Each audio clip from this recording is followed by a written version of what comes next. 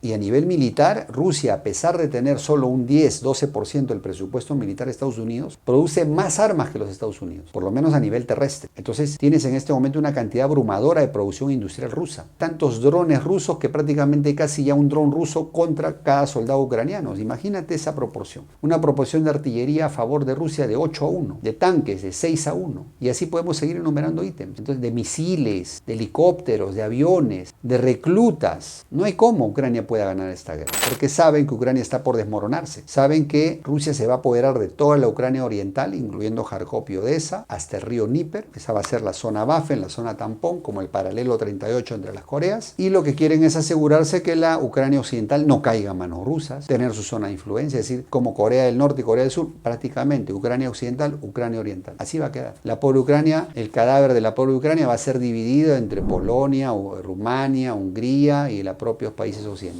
Ucrania, como la conocemos, va a desaparecer, va a quedar una expresión minúscula, ridícula de lo que era Ucrania, porque pues así como hienas, estos occidentales están queriendo asegurarse una parte de los despojos, esa es la verdad. En un país siempre es síntoma de descomposición de dicho régimen, siempre es síntoma de que eres un país que eres dependiente, que estás intervenido y que no eres soberano. Esto le pasó a la Alemania nazi ya derrotada en la Segunda Guerra Mundial, que quedó dividida de hecho. Le pasó a la China imperial cuando cae el régimen y la presencia de enclaves extranjeros, incluidos los estadounidenses y los rusos, en territorio chino, para que veamos. Le pasó a la Rusia imperial cuando cae el régimen del zar y la presencia de tropas extranjeras apoyando a uno de los bandos en dicha guerra civil. Le pasó a las Coreas con la presencia de las potencias internacionales y que resulta Corea quedó dividida en zonas de influencia hasta el día de hoy. Y le está pasando a Ucrania. La presencia de las tropas de la OTAN no es más que el augurio del colapso y de la descomposición del régimen de Zelensky.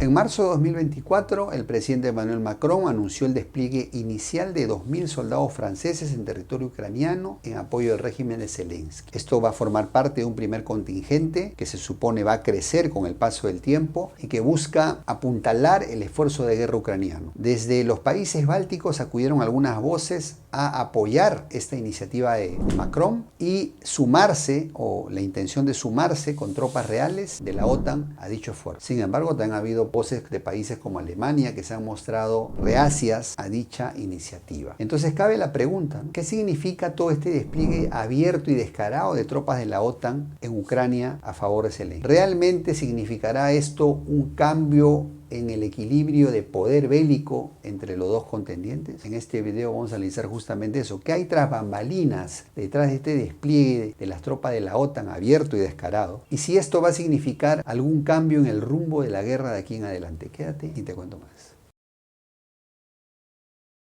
Bueno, vamos a revisar la historia de las intervenciones militares extranjeras en un territorio, digamos, de un país determinado. Cuando hay presencia de tropas extranjeras en un país, esto es sintomático de la descomposición de un régimen. Es decir, esto es muy parecido a cómo funciona en la naturaleza cuando los buitres merodean a un moribundo sabiendo que está a punto de morir y quieren asegurarse una parte de los despojos. O las hienas alrededor de un cadáver tratando de asegurarse una parte de la merienda. Esto podemos revocar muchos ejemplos históricos. Por ejemplo, la Alemania nazi, cuando ya prácticamente estaba derrotada y se vio invadida por tropas de los aliados, se desató una competencia entre los aliados por ver quién abarcaba más territorio. Y sus tropas, digamos, cuánto territorio alemán ocupaban sus tropas, porque al ocupar tus tropas, ese territorio quedaba bajo tu administración. Y de hecho, los rusos ganaron la carrera hacia Berlín, por eso Berlín quedó en territorio comunista. Llegaron primero, la ocuparon primero. Esto también le pasó a la China imperial. Cuando cae la China imperial, es invadida en la rebelión de los Boxers por potencias extranjeras, incluyendo los Estados Unidos,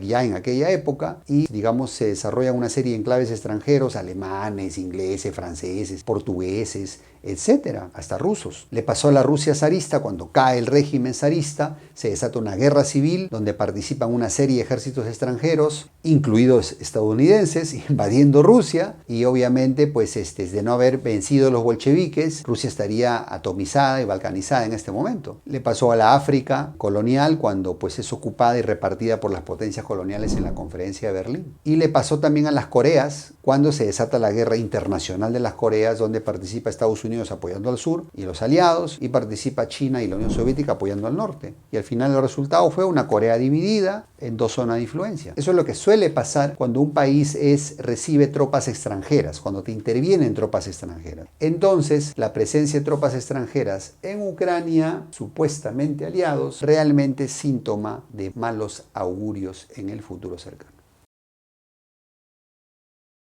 ¿Cómo podemos interpretar la presencia de tropas de la OTAN ya abiertamente y descarado en territorio ucraniano? Para comenzar, estas tropas occidentales no van a ir a la vanguardia, no van a ir a luchar codo a codo en la trinchera con los ucranianos a defender a Ucrania de las hordas rusas. No, van a ir a la retaguardia. Es decir, el apoyo no es realmente material, es más moral que material. En segundo lugar, la propaganda occidental nos vende la historia, como dice Macron, ¿no? Hay que hacer una cruzada occidental para resistir a las hordas asiáticas, rusas, mongolas, hunos que nos están atacando, y en la frontera ucraniana debemos defender a Europa porque si no será el fin. Mentira. Lo que quieren asegurarse es un lugar en los despojos de la pobre Ucrania. Es decir, estas tropas están en la retaguardia, en Kiev, en Lviv, en toda la parte de la Ucrania occidental, porque saben que Ucrania está por desmoronarse. Saben que Rusia se va a apoderar de toda la Ucrania oriental, incluyendo Kharkov y Odessa, hasta el río Dnieper. Esa va a ser la zona Waffen, la zona tampón, como el paralelo 38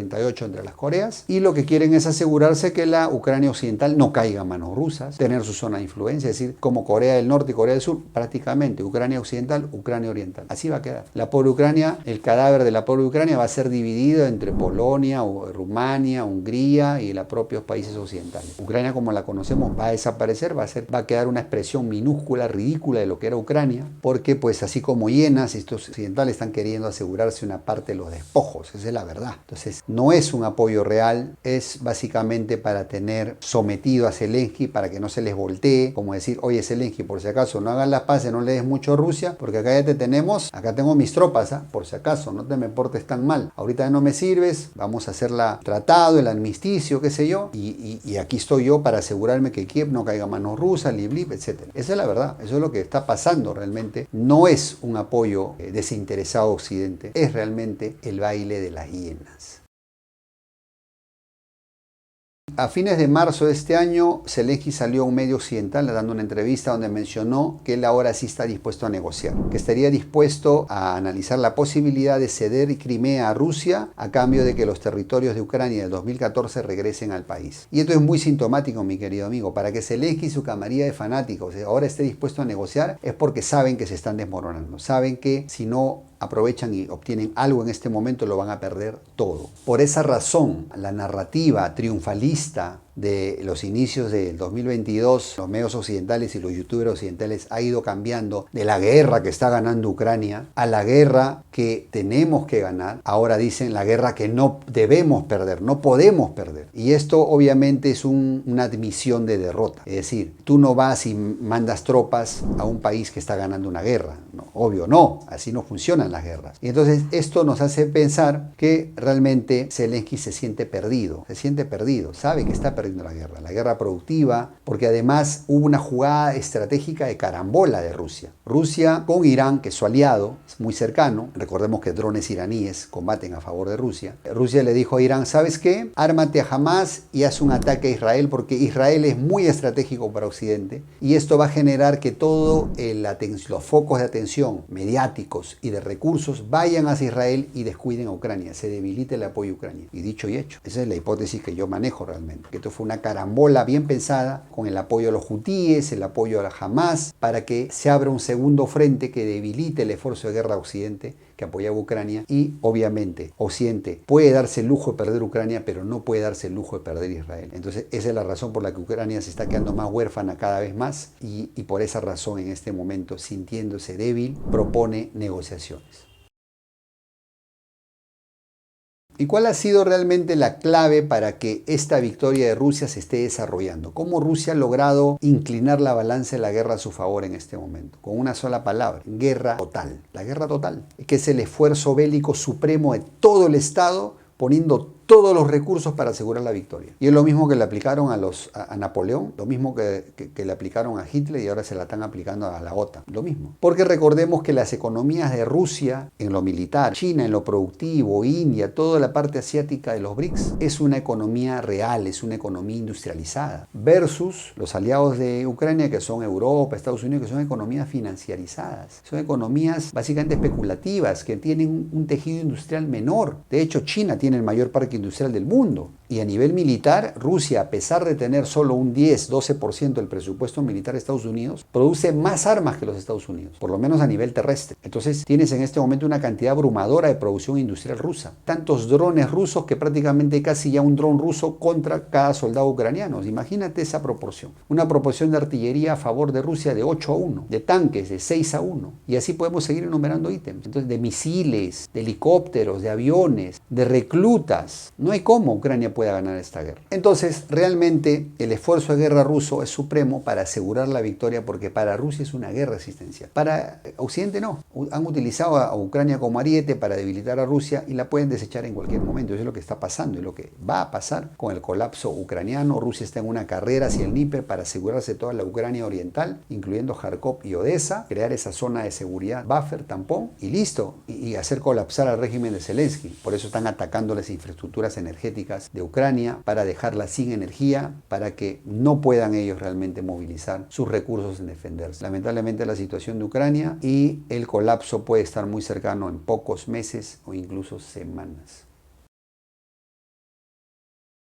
Muy bien, mis queridos amigos, hermanos en toda Latinoamérica, de esta manera llegamos al final de nuestro video con las siguientes conclusiones. La presencia de tropas extranjeras militares en un país siempre es síntoma de descomposición de dicho régimen, siempre es síntoma de que eres un país que eres dependiente, que estás intervenido y que no eres soberano. Esto le pasó a la Alemania nazi ya derrotada en la Segunda Guerra Mundial. Quedó dividida, de hecho. Le pasó a la China imperial cuando cae el régimen y la presencia de enclaves extranjeros, incluidos los estadounidenses y los rusos, en territorio chino, para que veamos. Le pasó a la Rusia imperial cuando cae el régimen del zar y la presencia de tropas extranjeras apoyando a uno de los bandos en dicha guerra civil. Le pasó a las Coreas con la presencia de las potencias internacionales y que resulta Corea quedó dividida en zonas de influencia hasta el día de hoy. Y le está pasando a Ucrania. La presencia de las tropas de la OTAN no es más que el augurio del colapso y de la descomposición del régimen de Zelensky. Es básicamente lo que yo llamo el baile de las hienas, que están simplemente ahí tras las líneas del frente, en retaguardia, asegurándose en los despojos del cadáver ucraniano. Eso es lo que está pasando realmente. Es lamentable, es